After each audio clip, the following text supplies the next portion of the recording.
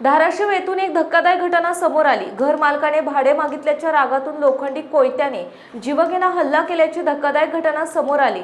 यामध्ये घर मालक गंभीर जखमी झाले, त्यांना 26 टाके पडल्याचं समोर आलंय। या हल्ल्याचा व्हिडिओ सोशल मीडियावर व्हायरल देखील करण्यात आलाय। या प्रकरणी पोलिसांमध्ये गुन्हा नोंद करण्यात आलाय। समोर आलेल्या माहितीनुसार राजाभाऊ शिवाया स्वामी यांच्या घरी राजेश अनिल झोंबाडे हा भाड्याने राहत होता। मात्र मागील 2 महिन्यांपासून त्याने घर भाडे दिले नव्हते। याबाबत वारंवार विचारणा केल्यानंतर आरोपी चिडचिड करू लागला। घटने दिवशी भाडे मागितले असता 10 मिनिटे थांबा, मी येतो असे सांगितले आणि तो निघून गेला।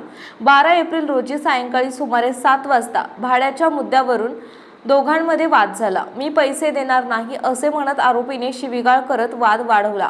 त्यानंतर संतापाच्या भरात त्याने लोखंडी कोयता उचलून राजाभाऊ स्वामी यांच्या डोक्यावर आणि पाठीवर वार करून त्यांना गंभीर जखमी केले। जखमींना तातडीने सरकारी रुग्णालयात दाखल करण्यात आले असून त्याला 26 टाके पडले असून त्यांच्यावर उपचार सुरू आहे। या प्रकरणी तक्रार दाखल करण्यात आली। पोलीस ठाण्यात FIR क्रमांक 0136/2026 नोंदवण्यात आलाय।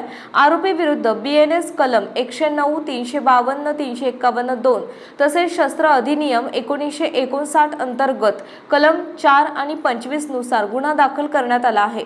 पोलिसांनी आरोपीला अटक केली असून कोर्टाने न्यायालयीन कोठडी सुनावल्याने जेलमध्ये रवानगी करण्यात आली आहे। पोलीस या घटनेचा तपास करतायत।